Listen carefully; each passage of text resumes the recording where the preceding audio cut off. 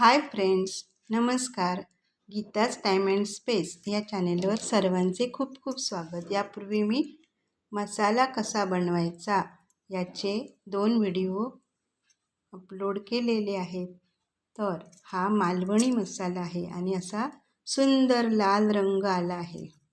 आपण घेतलेल्या सर्व साहित्यामध्ये म्हणजेच 3 किलो मिरची, 2 किलो बेडगी, अर्धा किलो काश्मीरी आणि अर्धा किलो गुंटूर अशी मिळून 3 किलो मिरची व इतर सर्व मसाल्याचे साहित्य मिरी, खसखस, धणे, बडीशेप असे सर्व साहित्य किती प्रमाणात घ्यावे याचे मी प्रमाण 2 पहिल्या व्हिडिओमध्ये दिलेले आहे. तर त्याच्यामधून हा 4.5 किलो मसाला तयार झाला. तर हा मसाला मी डब्यामध्ये भरून प्लॅस्टिकच्या पिशवीत ठेवून तो डब्यात ठेवला आहे आणि त्याच्यावर असे हे हिंगाचे 2 खडे ठेवलेत. त्यामुळे मसाला व्यवस्थित टिकतो, अजिबात खराब होत नाही. आणि मसाला कुटताना हा असा चाळ थोडासा निघाला आहे.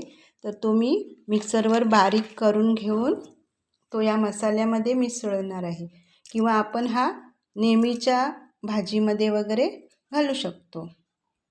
हा मसाला आपण निरनिराळ्या भाज्या, उसळ आणि पुलाव किंवा आमटी कोणत्याही प्रकारची आणि चिकन या सर्वांसाठी हा मसाला आपण वापरू शकतो आणि अगदी वर्षभर व्यवस्थित टिकतो.